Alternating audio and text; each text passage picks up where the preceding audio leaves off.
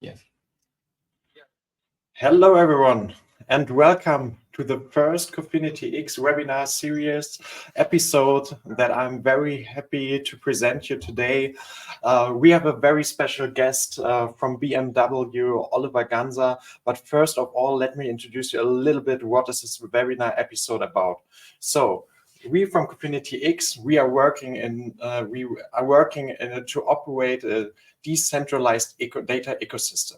And in a decentralized ecosystem, we don't really see what our customers are doing. So it is super important for us that customers talk about their success stories. So, and this is the reason why we invited today as our first guest to our episode, Mr. Oliver Ganser. So a warm welcome here to Oliver. Thank you very much. Happy to be here today. Super, Oliver. We know each other for the last, I think, 3.5 years, 4 years now. We saw each other in different roles and worked together at Catena-X a long time. Yeah, it was a rocket, right? So it was a crazy ride, and yeah, we are live now. But first of all, I have to slightly correct you. It was a rocket. No, it is a rocket. It's a rocket. It's still going. Yeah, exactly. It did not. No. So we are still on track here. But Oliver, we both know each other for a long time now. Maybe the audience not. Can you give us a little introduction of yourself, like from your Catena perspective role, but also for me, what's a little bit more interesting today is also what are you doing at BMW? Yeah. So everyone, hello, and great to have you on board today in this webinar from Cofinity. Just maybe some background on my end. Many of you know me that I'm leading a consortium of 28 partners at Catena-X. But I'm not leading this in person. I'm leading this on behalf of my company. I work for the BMW Group in Munich. And in this current capacity, my official title is Vice President, Purchasing and Partner Network and Digitalization. And there, within this capacity, my job is to optimize within my company all processes for the purchasing and partner network group, including the digitalization of that and data transformation. So that's my current job. I have a couple of people here, a couple of hundred. And if you look at the purchasing volume for my company, you can look it up. It's about 80 to 100 billion euros on an annual basis. So what we would like to move here on goods and services is quite significant that this is going to happen in a compliant, trustworthy, and officially also efficient and cost-effective way. And for us, Catena is the way to go. And did you simply step into this topic, or how was it in the beginning? So now we have we always talk about a data space, right? We talk about how to exchange data, do it on a sovereign, a decentralized way. What do you think? So was it that you thought one day data ecosystem is the right way to go, or how was the journey there? Of course, we had this long-term vision and we finally convinced all the other industry partners to follow us. No, of course not. So I think as many of us, the data space 2 or 3 years ago, not many of us could capture what it actually is, right? And last year, I had a big event in a consortia and I said, look, this is a big cloud. This is a big bubble. Nobody knew what a data space is. And actually, today even, the question is, what is a data space? Is it really relevant to define? The question is, not what is a data space, the question is what can a data space give you? And for us at BMW, we tried 2010 to 2020 our own way to create a partner network with our own software, with our own services. And we realized after some bumps on the road that me, myself, and I, and we can be very proud partners in our industry, as you all know. If it's an OEM or the first year, we are very confident in what we do, and that is the right way. But for the situation what we have in here, COVID, semiconductor crisis, but also upcoming regulatory tsunami, what we call it here, with the sustainability regulations coming up, we understood that our approach faces not just headwind, but it's also not going to work out because it's always, I can only have a direct contact with my partners, what I know or who I know. And if you look at from a purchasing side, if you think back 20 years maybe ago, a purchaser had the responsibility, okay, I have a requirement, I have to buy a seat, a steering wheel, some fenders, whatever it is, and I need a supplier for that. And I have a direct contract. And of course, the supplier has to have all the requirements done. But now, if you look now where we stand right now, you're not only held responsible that you have a purchase, a quality, some quality in that good, or that it's delivered in time. You also be made responsible that it's responsibly sourced. Our Supply Chain Act, Lieferketten-Sorgfaltspflichtengesetz in the EU, Supply Chain Act, the Supply Chain Act. Then you have the Corporate Sustainability Reporting Directive, where you have to calculate your real emissions for scope 3 and 2 and pass it on to your customers, that you put it in your corporate annual report. You have issues with quality, you have issues with supply still, and also now with the battery regulation and eco-design guidance, what came out from the Commission and also around the world from other countries. You understood that you cannot solve this problem alone, because you are made, as a purchaser, for example, responsible for the entire value chain and supply chain, although you actually only have direct access to a fraction of it, but you're held responsible. So we needed to change. And this is why it's also at BMW within the purchasing department, because this is where Catena, probably most companies start. It's not eventually ending here, going to end here, but it's the partner network is a direct contact to the purchasing team. And that's why we decided to position also this, this function within purchasing, to activate the partner network and to collaboratively design this and build it. Not just for us, but also our suppliers have to fulfill the same regulations and should benefit from the same benefits from Catena. As you know, Oliver, I'm coming from a small, medium enterprise that you know now pretty good from the consortia time. But what I saw with the small and medium enterprises, there's always also some kind of, I will not say it's a trust issue, but it's like the big boys playing a game and the smaller ones get left behind. And how did you tackle? How do you try to tackle this to really build this trust? Because when I see new technology and the evolution from technology is so fast all the time, and there are always people that are very scared about it. They think, oh, do I even have a job next year anymore? And do you also saw this, first of all, with your suppliers? And the next question afterwards, do you also have like discussions internally that people got scared with some kind of processes that could be delivered with a data ecosystem, that they're scared, do they even have a job in the future? So let's divide the question into two. Yeah. So the internal and the external one. I start with the internal one because that's where you ended. I don't think the internal ones are scared. I think they feel empowered to do even more. And this is where we have to hold their horses, because it's not about controlling the others. Because if you do not change your way how to operate with your partners, you will not gain anything. Because it's not just, as you said, an OEM or a strong first tier is always on top of the food chain, perceived, right? And I buy, and that's why I rule. If you look at a network, this is not how eventually a network naturally can survive and happen. There has to be something in for both sides. So it's not just I want, but also this network and I as a customer will give. And this is the biggest balance what we have to change from the people's attitude. It's not just benefiting a network if I survive at the end. It's not a last man standing game what we're playing here. It's a collaborative element that we as a network have a stronger foundation to run our individual processes than not. And that is a mindset, sounds stupid, but it's a mindset change, because normally it's top of the food chain, I want. And here we have to turn it a little bit. It's not that the food chain changes now completely, but it's about we have to give in order to get. And we have to mutually benefit in order to gain something bigger that no one alone can get. And I think what VW 3 days or 2 days ago launched is a super, super strong example, right? Volkswagen has a strong, also with you guys, with Cofinity, a strong statement. We can do some services as an industry. No one of us can do this alone. And I think with the golden record service, with the business partner management or business partner data management, where you, as most of our companies have their Stammdaten, their master data management, they're doing it on their own. So it's going through lists and lists and lists and checking, is the location from my supplier right? Is the tax ID is correct? Is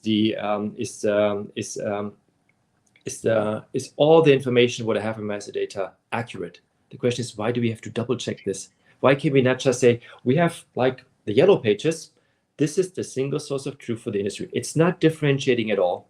It's just taking a lot of effort and costs and resources that are valuable in these times from relevant things, but we have to do it. So the idea was, and Volkswagen, thank you very much for this. And you will not hear many OEMs thanking each other for doing a job. So, but this is one example. There's a Volkswagen was really persistent together with Schaeffler and others to say, I want this going to happen. I want this as an industry service that we share this. I put my master data in there, BMW, ZF, Schaeffler, Bosch, Mercedes, whoever's out there, put their master data in there. You as Cofinity, as a neutral basis, clean that data, and we at the end have a golden record that we can trust. And this is something that changes a lot in mindset. And if we big guys can do that, the point is the smaller companies should see, hey, collaboration can have a positive effect on me as a company.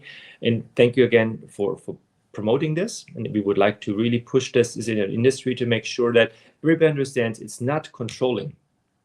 It is about, we have to somehow give some people sometimes a push to see that there's something in there for all of us, because it changes the behavior. And that's the biggest thing. What small, medium enterprise and large ones also have to understand, changing behavior is the most critical element that keeps us from getting better, because it's uncertain. And we have to somehow become more pioneers more often to try things out and fail and get up back on our feet and try it out. And that's pretty much my daily job. Pick people up again, push them that they fail, get up, learn to get it better done collaboratively. Okay, Oliver, then we talked about the use cases, right? And we hear that Volkswagen, for example, just had the announcement that they really rolled out the business partner data management and our golden record. But I know there are some activities are also going on at BMW, and I'm very interested, like what use cases you want to tackle first here, and really how did you change your organization also to have the right people to support this? Because it's not only a mindset change, right? It's still a people business. So people needs to understand all the little small things to create this value. And I know that you guys are really one of the pioneer companies from Catena-X and pushing this topic forward. And this webinar is also about, okay, where do our customers see their benefit, and what are you guys are doing at the moment, and to really accelerate this process also internally into your organization? So where we started at BMW is, of course, not the use cases that are fancy and way forward. We took the ones where we really have people in our organization that struggle to get the success done in the right time with the right setup. So we looked at our elements for quality, where we started BMW, where we said, we want to tackle our quality situation and become better and offer and deliver our best quality, what we can do. And we cannot do this alone. And this is where people really took initial steps on their own, and we thought we can do better. This is where we invited partners to collaboratively join with us on a platform that was BMW platform back then, to exchange data on a mutual behalf to get a better quality situation for both outside. So we start with people who have a desire and an urgent need, and also in day-to-day business prioritization. I need to solve something and I fail to do it on my own. And these people we put in the front run to say, look, let's find out if Catena-X and a business collaboration amongst multiple tier levels benefits them. And it did. And these people became the first protagonists, so to speak, to talk about, hey, it worked. And normally we did it for the last 9 years, we did it on our own. But this new thing with traceability and this new thing with live fleet monitoring, where we know how our cars are doing, we can significantly reduce our costs and increase customer value, and only call back cars that are really affected. And we do not have to put buffers left and right because we assume there could be cars. We know now for those components where we did collaboration like this, what line, what day, what car was the problem built in. Also, where did the parts come from? Were there others in the same lot or in the same end of line test specs that were out of tolerances that we now have to call back, and the others we can keep out. That saves money instantly for both sides, and you do not bother the customer by recalls that are not affected. Also in ramp up, when you go into live production, you can quickly, if you have an FMEA, like a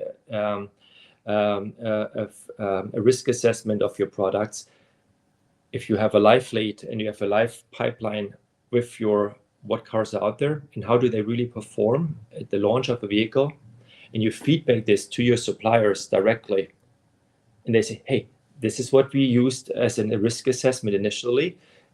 Are we still in game, or are we out of our tolerances? Do we have to take precautions measures that it's not going away? And customers and specifically our ramp up teams from a supplier and also OEM side, they benefit greatly from an approach like this to stabilize quality right at the beginning and to even prevent that we have to recall further cars. So these are the first guys. So quality and traceability is one of our key cases where we started to get this thing going. And then we said, if we have this interface, what can we else do with this interface? Because it's all about scalability, right? Once you have a data pipeline standardized, is there more in there than just one use case? And can we save costs by using or reusing that same interface and the same data foundation what we have?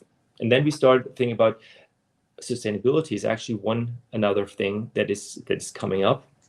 Can we use it? And think about circularity, think about the corporate sustainability reporting directive with product carbon footprint, for example, next year, that we tried out and we learned these people also have a strong desire to solve something because we have to report now. And they do not have a really scalable, robust solution. We all have the first steps figured out as OEMs or first years, how we do this. But if you really want to fulfill this little short, it sounds funny in the corporate sustainability reporting directive, what's the percentage of components you really track with real data? So again, it's just a percentage. What's the percentage of your vehicle, of your component that you have not just an average product carbon footprint, but also a real data point behind it? The question is, how can you get this done? Well, you have to go through your value chain and beyond your initial partner that you know and have a contract, and you need a standard that propagates, that everybody uses the same way, because you do not want one company on tier 9, 7, or 5 level to calculate it this way and then the others the other way, and they're not compatible. You have to have comparable standards that you can add up the numbers. And once you're at this point, you understand, okay, you need something like Catena.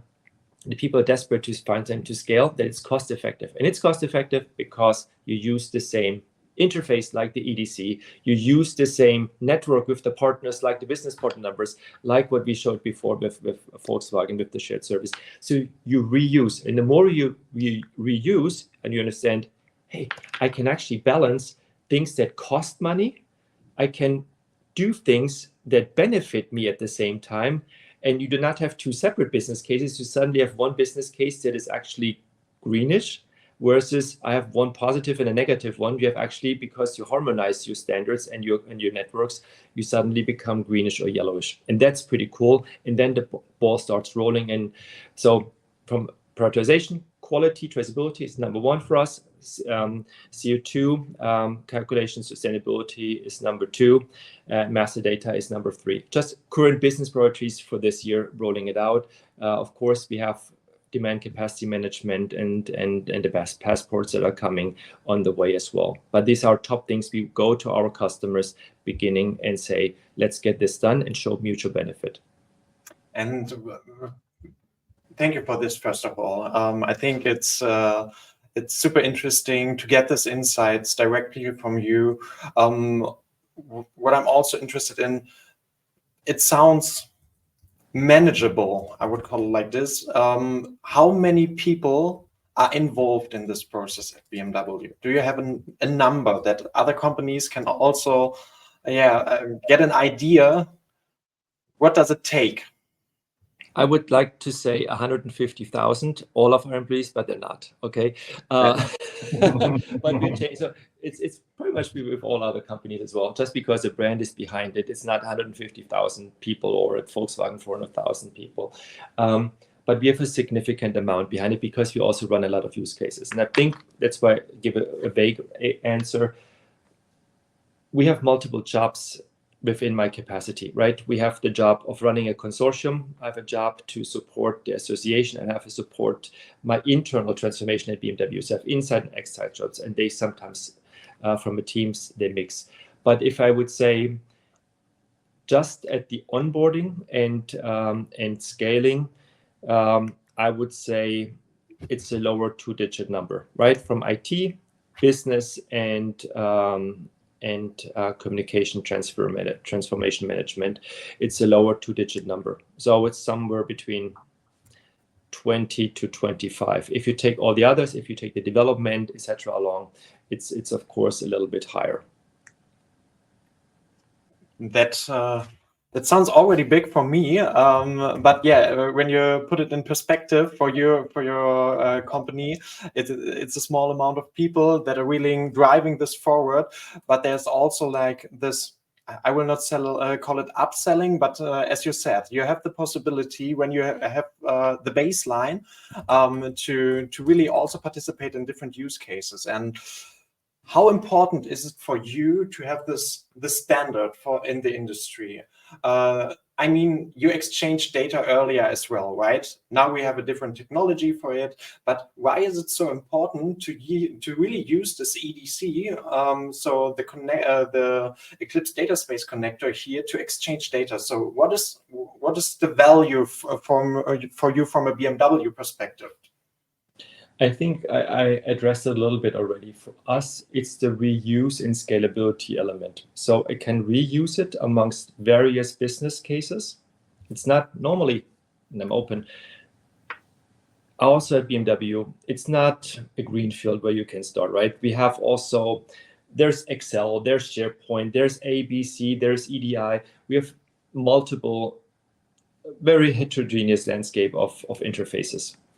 But if you really want to scale, we learned we have to find standardized interfaces from IT and business. And the EDC is therefore for us the standardized interface that we can reuse across multiple infrastructures, across multiple partners, across multiple business needs. And if you have one interface or two or three only, that is something that brings down costs and time to value significantly. And if you use this along the entire industry, make an example, take a big first-tier supplier. How many customers do they have? Probably in the upper hundreds, not even maybe lower thousands. All of their customers most likely have a proprietary or specific industry standard in place. So if I have a big first tier, I would second that they probably would say none of my customers has the same interface, and I always have to adapt to their specific portal, to their specific API, etc. And if you need something, however, to build multi-tier data chains, what we just talked about for those use cases or business values, you say this doesn't scale because it's costs and it is time to market that is super limited. Once you use, I call it now, once you use, where's my thing? If you use a USB plug, right? And everybody's using this USB plug. Suddenly, you can reuse it no matter if you have a Samsung, Apple, or whatever kind of device you have, or kitchen scale, but you only have one plug and you are not that messy. And if we as an industry focus on this one connector for our multi-tier business collaboration needs, in a time where things are changing right now in the industry, it's important to rethink what's really differentiating us.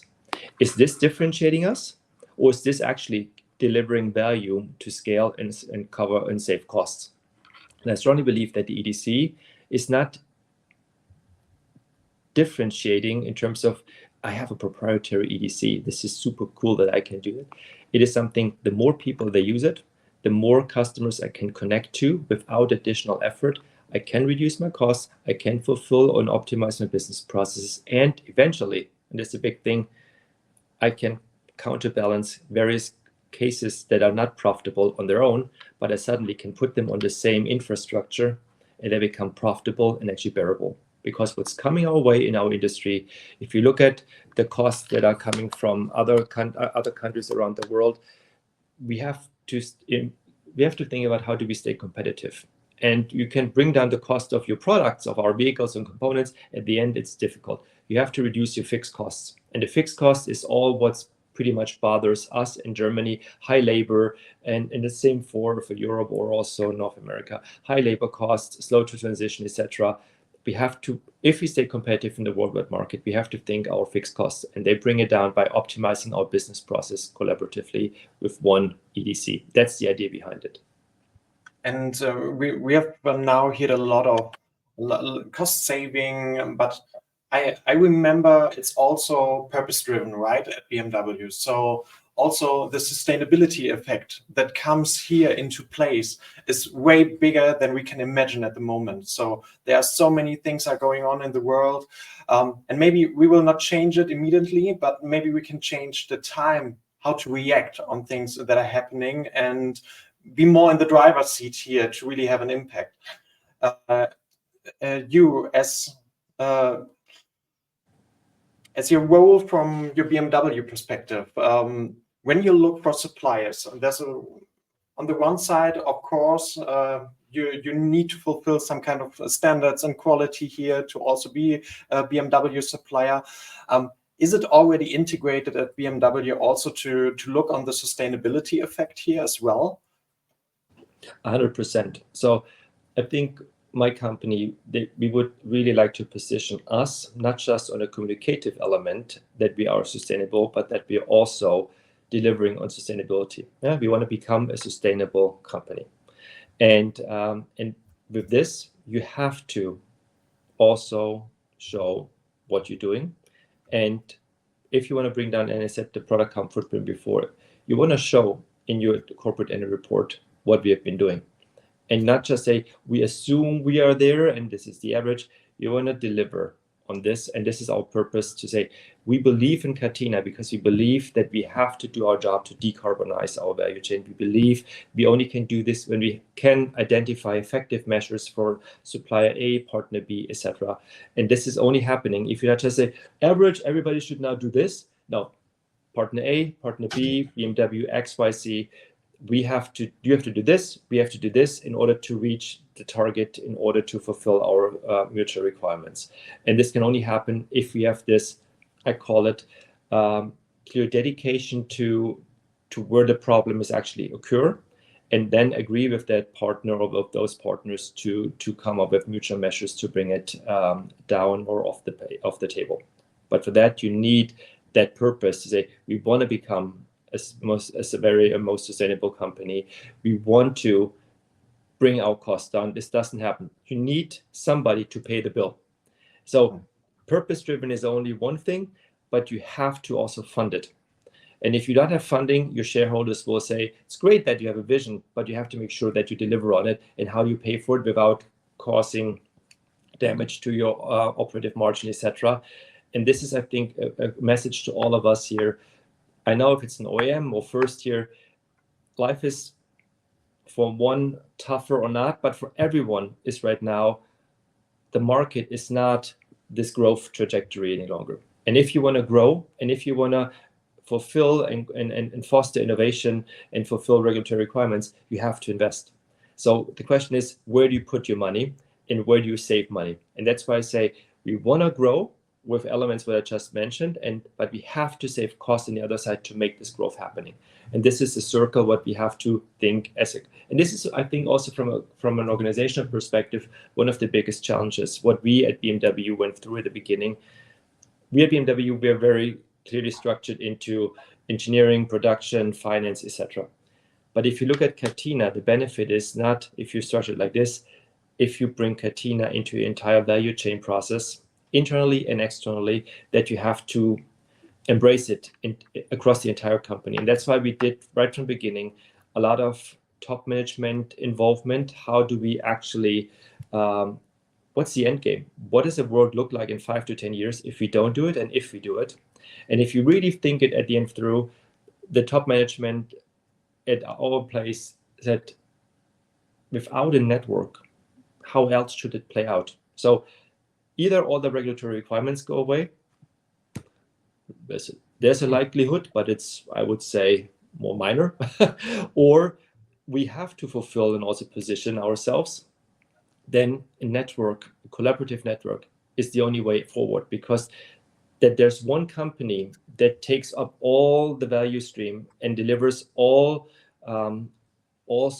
services and apps for the entire industry, one company, I don't think it's going to happen. The antitrust people will right away say, hey, to market dominant, we need competition. And then the question is, okay, how can competitors work together? Well, Catena. And then we have this network again. So we right away involved our top management, otherwise, to make sure that it's embraced from the top and be united across the entire corporation, right? With the dedicated people that are involved. So do you really think, so we are also talking to a lot of customers, and the most of the time we are not starting at top management, right? So we are really trying to, explain the data space to the guys who are really working in the processes. And do you have any help how like the employees can really push an idea up to the top management? Do you have any recommendations here for them? So if I learned one thing within my consortium work with 28 partners, that all of those 28 partners have a unique corporate identity and culture. So we were completely different than other market participants, and I have not seen strong similarities, but we're all strong companies in the market. We're actually all successful in the past and hopefully also in the future. The only thing what I learned, what keeps us together are two things. The one thing is competition sometimes stimulate us more than internal discussions. So if we say, hey, why are the other people doing this? And why not we? Are they so much smarter, or we smarter? Should we not? So outside stimulation works, maybe not in all 28, but it pretty much worked within other companies. Many companies say, did we think it really through? This is really the thing. Outside competition and short-term benefit, yes.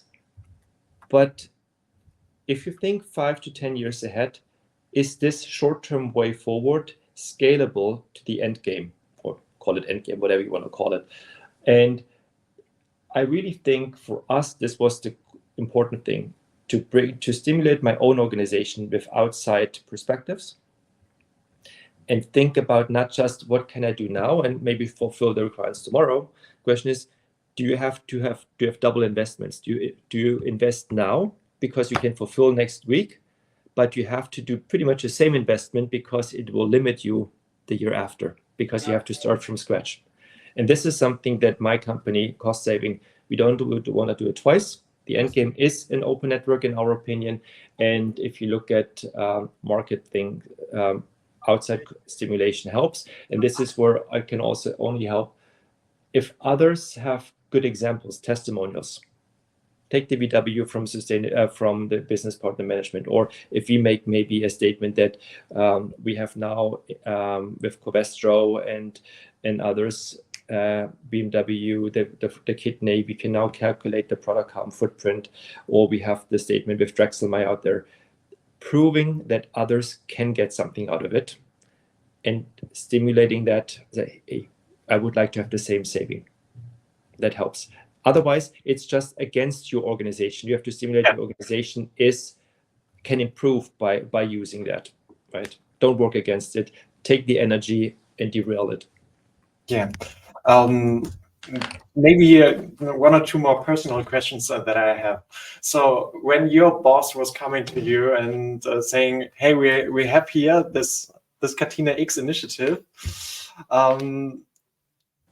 when you decided really to go forward with Catena-X, also in your role that you had in the consortia, but also with your current role that you are having in the Catena-X Association, have you ever regretted to say yes to Catena-X? Not a single day. Not a single. And I'm not kidding. Is it painful? I had some hair here a couple of years ago. It's also turning gray here a little bit. Why did I not regret it? I got to know so many cool people, so many cool facets, what I learned. And I'm a learner. I'd like to stimulate. I'd like to become innovative and pioneering. And what I learned is every single day, yes, did I have drawbacks and did I stumble? We all had our super strong issues. On the other side, the people within Catena, they always helped each other to build each other up as a collaboration and community. And this was the cool thing. If it's people pitching in, what Thomas is doing right now at Cofinity, for example, hey, I'm here to help, I'm going to get it done. If it's other people from Mercedes, from BASF, from Siemens, from T-Systems, from SAP, whatever you name, we were always there for each other for that same purpose. We cannot do it alone. And people, when I was down, there was always somebody to build me up. And I never regretted to be part of this community. So collaboration is key.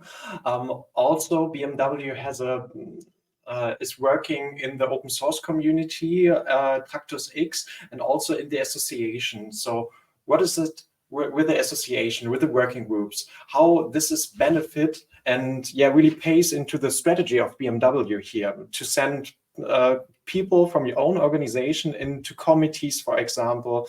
How is this paying into your goals as BMW?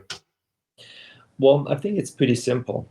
If you influence a standard you like, it's better than to consume something that really pisses you off, right? So that's why you go into an association, you pay your membership fee, and you try to deliver the best that benefits you as an industry. And that's not just consuming what others did or adapting what others did. And we said to ourselves, if we can shape as an industry something that benefits us as an industry, not just people generically did something and we now have to take this plug, it's our plug and we can influence it.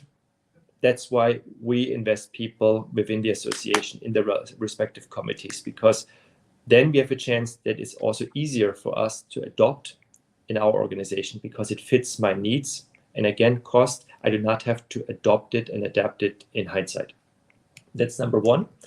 And the second one is, it's not just influencing, it's also a thing, and this is what we have seen in the group for the activation supplier network group within the in the association, building each other up, right? Learning from each other. How did you do that in a compliant way where we ever have no antitrust and compliance issues, but where we can learn from each other and use blueprints that we reuse? It's not that we somehow become a streamlined industry that nobody's different anymore. Hell no, we want to be different as BMW, be rest assured. But it's like an email. We want to get away from pigeons, fax, and telephone lines. We all have together find a new baseline. How do we communicate? And if you do now over the internet protocol, do emails, or internet protocol you have a web shop, or internet protocol you do XYZ, it's up to us where we optimize ourselves. And just because everybody has a web shop or everybody has email does not mean that everybody has the same message in the email. Not every website looks the same. There are some cooler websites than others, and this is the thing. We lay the foundation, and for that we need contribution from the partners who really work on it on a daily basis. That's why we go in the association, the committees, and the parties, and we're also going to in the transfer bring this into the broad scale, because as I said beginning, EDC, if this is something everybody uses and accepts the standards and sees the benefits, we have a chance to scale and differentiate us as an industry. And the cool thing is, it's not just automotive. If you look at semiconductor X, health X, or things X, if you look at aerospace X, if you look at factory X, what we started is something can scale. And Tractus-X, maybe for all of you who are maybe new, so the association is there to standardize, certificate, and transfer. That's a neutral body with a different set of board members that is not just OEMs, it's OEMs, first years, outfitters, small and medium enterprises, and Wissenschaft, the academic parties. This is the neutral body where the standards and this activation is happening. Then we have a development area. This is not the association. So if you want to become a member to the association, you go there and you pay your bill based on your turnover, your annual. If you want to standardize, if you want to influence and steer the direction from a governance perspective, and if you would like to transfer in the industry and bring this along, this is when you go there. That's why we decided to go there. There's the other area, it's Tractors-X, what you mentioned. You can work there. You do not have to become a member of the standardization of the association. You can consume the standards. You can work in Tractors-X in the open source environment and shape and create and consume. Right? That's the next thing. And the last one is the operating environment, when you really want to actively exchange data. For that, you do not have to be a member of the association. You can, but you don't have to. If you want to become part of the operating environment, you go to Marius and the Cofinity team. They open the doors. They welcome you, give you a digital identity. They help you to register to the data space, and they help you to take the first steps, find the right solution approach for you, and exchange data. This is when you really would like to create value and adopt your company to the network. This is clear. So this is the digital threesome, so to speak: standardization, neutral body association. The other one is the development area with Tractors-X, where the standards are, and the operating environment. This is where Cofinity is currently one out of more to come door openers to get you going, right? Yeah, and what I see, and for me, this is one of the most important topics here, is that, yeah, all the data space is really owned by all the participants here. And if we want to be successful, everyone needs to really involve themselves to make this a success. This is not something that we can do alone. And for me, this collaboration is key here. To work together also on the standards. It's not only like setting a standard, it's also like learning from each other what you said. And I'm really into this collaborative approach, and I think we can only solve all these things together, and we are stronger together here. The next question, and it's not just saying we are stronger together, right? We have to be here with mindset and let's do this collaboratively. This thing, and again, I hone in on the Volkswagen approach. It is not we can, and it's nice to. Here we have an actual super strong chance to not just talk about it, but act upon it and implement it. And I make a clear statement here. The first companies we onboarded for us, or we collaboratively joined forces in the data space, took a couple of months to onboard, right? Drexelmeier was our first partner in Bosch. It took a couple of months to onboard. The last one technically was 3 weeks. Legal side, 2 weeks, 5 weeks to onboard a company to the data space and exchange data and create value. 5 weeks. And we will want to bring this further down. Our initial target was 12 weeks to have a company from beginning to end within 12 weeks there. We are right now at 5 weeks. And so what I wanted to say is, this is not a hypothetical we could collaboratively. This mindset and this collaboration saves money instantly and creates business value in other elements of our companies, both sides. And I think this is a key element. What everybody has to understand, that collaboration is not nice to have. It is an essential thing for us to survive, in my personal opinion.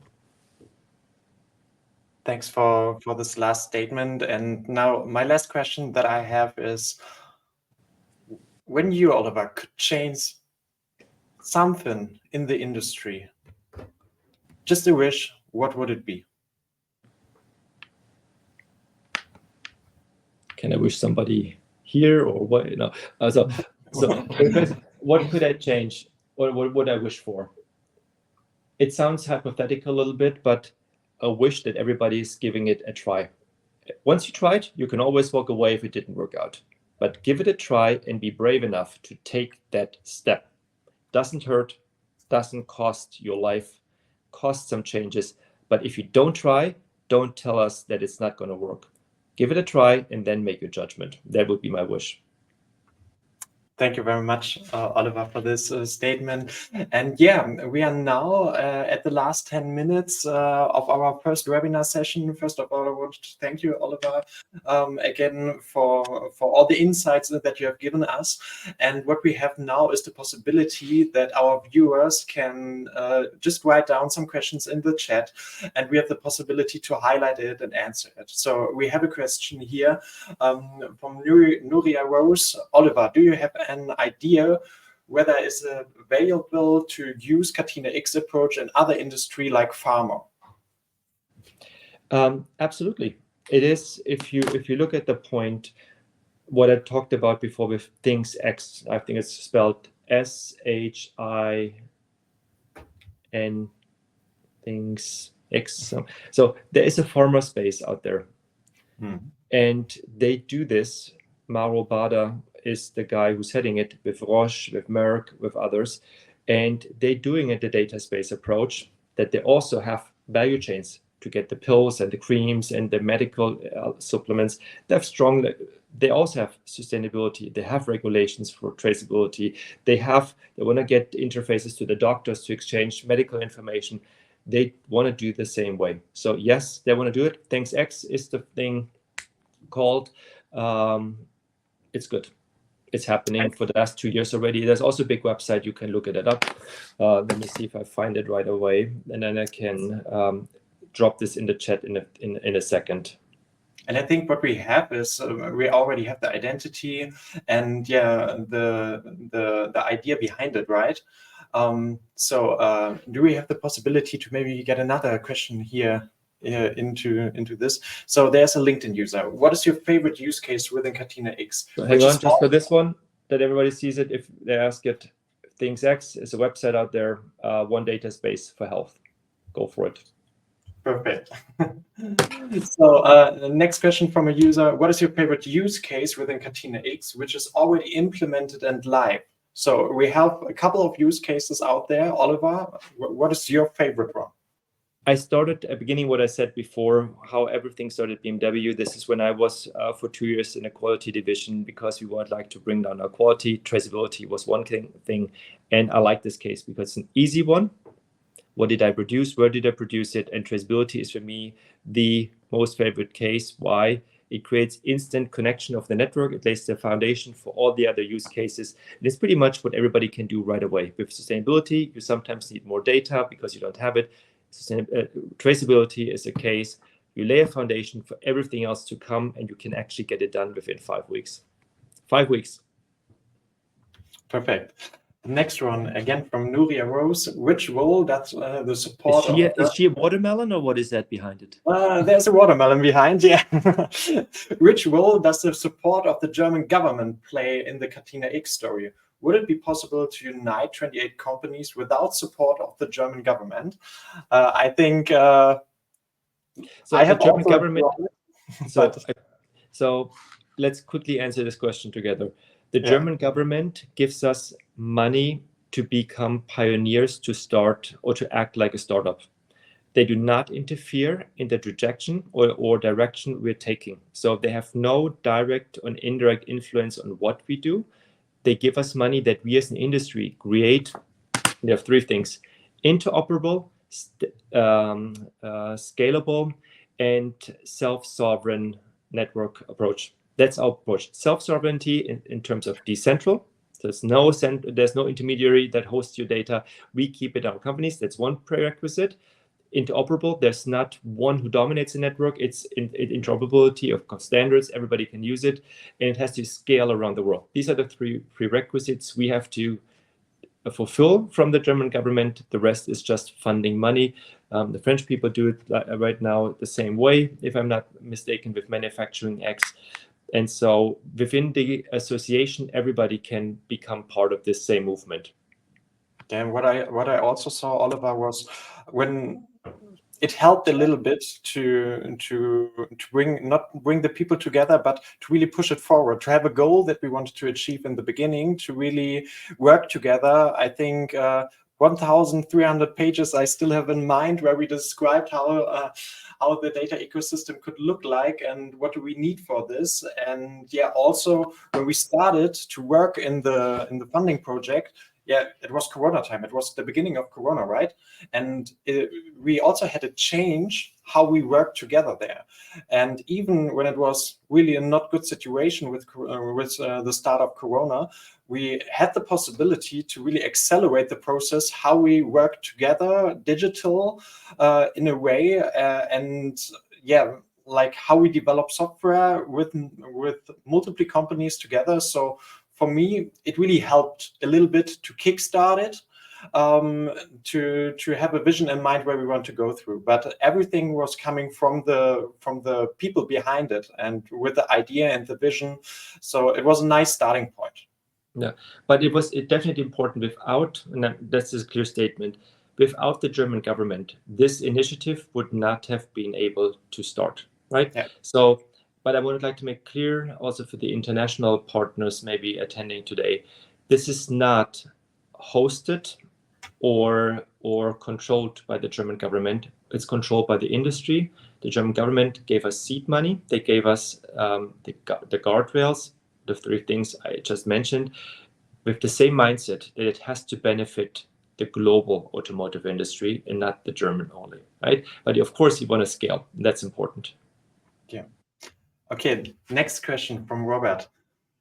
Will be very interesting to see whether there will be also upside cases next to those cost-oriented supply chain transformation and compliance with regulatory requirements. Else, it's a zero-sum game and likely SMEs paying to stay in the value chain. So let's also give a quick answer here. When we at BMW started that discussion on creating a network that can scale across multiple T-levels, we had an initial evaluation, what use cases are out there. Marius, quick question to you. Well, how many use cases you think did we come up with? Give me a number. A number? A number. How many? I think it was when we first started, we had more than 100 use cases that we identified, but then we said, okay, we need to start with 10. Yeah. So my company alone, we had the idea of 80 cases what are out there, right? Yeah. And there are multiple use cases just for my company. And this was at a time when most of us did not know what is a data space. The only thing what we knew is what could we do if we have N-tier capabilities, if we optimize the value chain process about beyond 2 partners only. And this we had 80, and altogether were more than 100 then together. We decided on first 10 altogether, right? And actually, for my company, there were 6 or 5 involved in what we had initially said. Are there other cases out there, Robert? For sure. But that's what I said before, and it's not a zero-sum game. I think there are other cases out there, once the network is established, that is not coming only from an OEM. Those cases, they can happen between a 3rd tier, 4th tier, 5th tier. They can happen between an OEM, a recycler, and a dismantler. So I don't think that it always has to start, but I think the first bottom line is to be focused on those cases where we have a desperate business need, that this thing is going to actually become real and tangible. And we hope, and that's why we have open source, and also in the association, we have the element of the committees. Everybody, if they have friends and partners, they say, hey, there's value in additional use case. Everybody can start a new use case based on this network and use the foundation, use the synergies to start something quick and easy. But without a network, if you start with 100 cases in parallel, you get nothing done. You have to stay focused, and we're already pretty broad with 10 cases, to be quite honest. We have to stay focused, build the network, and then get the next cases out there. And I think there are many cases out there, and I see that. And if you take what we see right now with building this network, we see that there's many startups, small, that they suddenly say, with this network, I have a new chance in this industry to thrive, because I did not have a chance before. So they see small and medium enterprises, they see a new opportunity to become different, to offer new services from an outfitter perspective, from an operating company perspective, but also differentiate themselves. And I see all that with product come footprint. They say, hey, I'm small, but I have something with product come footprint. I have it. Others don't. See, I'm here. So I think I do not want to put this perspective in here that small, medium enterprises just have to deliver. They are more nimble and quick than the big and large organizations. They can actually use this network, in my opinion, and I've seen that already, in a better way than the big guys actually, and can differentiate themselves.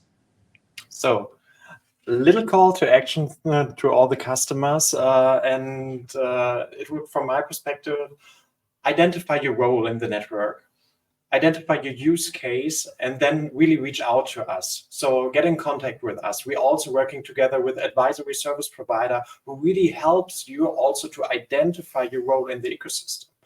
And the last question from a LinkedIn user: what tips would you give a new X industry that want to get started in the X community? What mistakes should they avoid? We had 2 days ago on Wednesday evening, we had a call with all the other X industry. So we have a regular alignment call with the other manufacturing X sectors that are part there. And I think semiconductor X, I'm hopefully, I'm not giving them now, I'm not putting them too much on the spot, but I think they said something that let my heart shine. They said, we do not want to reinvent the core services. We want to use what Catena did and adopt it to our industries and create value then. But we do not want to start from scratch. We want to trust that what you guys did is the right thing, and we want to believe that we add value on top of this. This is the first tip what I give. If you want to scale, we have to reuse, and we have to trust that what is there is usable. That's the first one. And the second one, what mistakes should you avoid? As the Germans would like to say, we always see additional problems, and we always see how we can get things even better, and not getting out. Avoid to think in too many options, stick to something, don't change it too often, and get it going. Yes, there are thousands of other opportunities. Don't get derailed, focus on the EDC, focus on what we have for the core services, and get it out. Otherwise, we lose this game as well. We lost social media game, we lost the cloud provider game, we lost the big software provider game. We lost the Gen AI game, most likely. We lost so many digital games. This one, we actually have a chance to win if we stay focused and not getting distracted by all options we have. Thank you. So, Oliver, we are at the end of the session. I think it was a great statement. We started in Germany, right? We went really quick to a European project and also to a worldwide project with all the initiatives that we have at the moment at Catena-X. Yeah. And I'm super happy to see the progress. I think we will be, maybe we met in a year again, exactly to one of these webinar sessions, and you give us a little update then how far you got with BMW here to accelerate it. I think we will see something also going on in the news in the upcoming year. But yeah, first of all, thank you very much, Oliver. It was a pleasure to having you in the first webinar session. Thank you to the audience, and greetings to Munich. Great weekend. It was a pleasure. Thank you all for listening, participating. It was a pleasure to host. Bye-bye. Bye-bye, Oliver. Yeah, and last but not least, I would like to also promote our next webinar session with T-Systems together. Thanks to all the attendees. It will happen at the 11th of July. And thank you for all the participants. Have a good weekend. See you soon. Bye-bye.